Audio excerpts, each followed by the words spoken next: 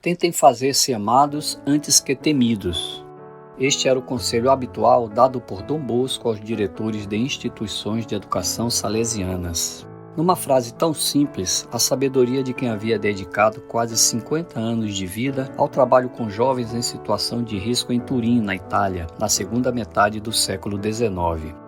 Em seu método pedagógico, ele soube incorporar a prática pastoral à racionalidade do iluminismo, movimento preponderante na época ao lado do liberalismo. Convicto de que só a bondade educa, procurou desenvolver as faculdades afetivas do educando, transferindo-lhe o sentido do dever pela continuidade das boas práticas. Na recomendação de Dom Bosco aos educadores, estava embutida a ideia do chamado sistema preventivo, método que desenvolveu não como uma simples reflexão teórica, mas fruto do contato frequente com jovens levados à prisão ou que perambulavam nas ruas num tempo de altos índices de delinquência, abandono familiar e social, analfabetismo e castigos físicos. Batizado Giovanni Melchior Bosco, ele nasceu em Bec, próximo a Turim, em 1815 e morreu em 1888, aos 72 anos. Em 1934, foi canonizado pelo Vaticano. Como sacerdote católico, fundou uma congregação formada por padres e leigos consagrados, denominada Sociedade de São Francisco de Sales, mais conhecida como Salesianos de Dom Bosco, e também o Instituto das Filhas de Maria Auxiliadora, que orientaria suas ações pastorais e educativas. Atualmente, os Salesianos de Dom Bosco e as Filhas de Maria Auxiliadora compõem um grande grupo presente em mais de 100 países. Para entendermos o que levou Dom Bosco a eleger como missão de sua vida o socorro aos jovens em situação vulnerável, vejamos o perfil da cidade de Turim naquele tempo. Num contexto de pós-guerras napoleônicas, decadência rural e revolução industrial, Turim e outros centros urbanos absorveram um grande volume de imigrantes sem dispor da devida estrutura. Para lá foram atraídas inclusive levas de meninos e rapazes pobres em busca de trabalho nas construtoras. Parte expressiva formada por crianças e jovens abandonados pelos pais e incentivados à mendicância. Dom Bosco testemunhou de perto o abandono físico e moral a que foi relegada a maior parte da juventude operária daquele tempo. Diante de tal realidade, não deu outra. Com uma multidão infanto-juvenil submetida a explorações de todos os tipos e à indigência física e moral, a delinquência acabou levando inúmeros deles à cadeia.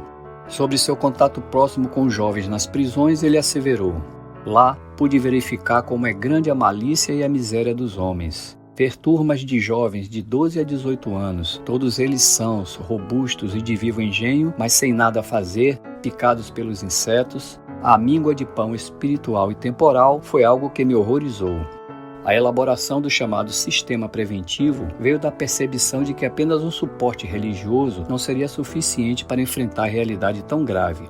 Propunham uma educação que incentivava o pensamento crítico e a ação propositiva dos jovens para alcançar objetivos concretos.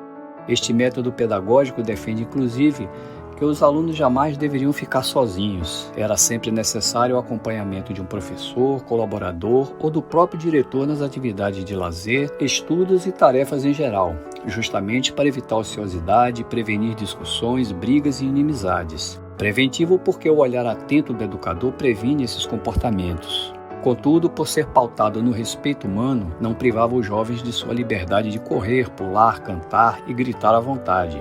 O barulho é sadio quando reflete uma alegria bem vivida. Para Dom Bosco, seu sistema educacional colocaria os educandos na impossibilidade de cometerem faltas. A prevenção oferece suporte para o jovem crescer, proporcionando uma atmosfera saudável e também tem a função de protegê-lo de cair em situações de risco. Como filosofia atenta ao momento psicológico do jovem, o sistema preventivo permite riscos calculados e responsáveis, caracterizando-se também pela confiança no idealismo e senso de responsabilidade. Dom Bosco defendia que os jovens erram não por malícia, mas por falta de orientação, por terem sido negligenciados. Se as punições são infligidas duramente, eles não as esquecerão facilmente e buscarão revanche. Aconselhava os educadores a, se possível, não recorrer às punições. Mas se um castigo fosse inevitável, deveria ser aplicado privadamente, com amor, prudência e paciência, e que jamais fosse humilhante ou em forma de agressão física. Ainda sob suas impressões ao visitar os jovens encarcerados, ele asseverou: Percebi que muitos deles saíam com firme propósito de vida melhor e, não obstante, voltavam logo à prisão, da qual haviam saído poucos dias antes. O seu método é alicerçado na razão, na religião e na bondade, contemplando as inúmeras dimensões desse tripé, de modo a formar o bom cristão e o cidadão honesto. Inspirado no pensamento de São Tomás de Aquino, Dom Bosco já contemplava naquela recuada época o desenvolvimento de competências cognitivas e não cognitivas ou socioemocionais do ser humano. Em sua conhecida Carta de Roma, de 1884, ele mencionou a palavra amor por 27 vezes e disse: os jovens devem não somente ser amados, mas devem saber em si que são amados. E afirmou também: todo jovem que vem para uma de nossas casas deve considerar seus companheiros como irmãos e seus superiores como aqueles que estão no lugar de seus pais. Ele sustentava não ser possível educar os jovens se eles não confiam em seus superiores. Dom Bosco já falava em formação integral do ser numa época em que as crianças eram vistas como adultos em miniatura, dentre outras aberrações.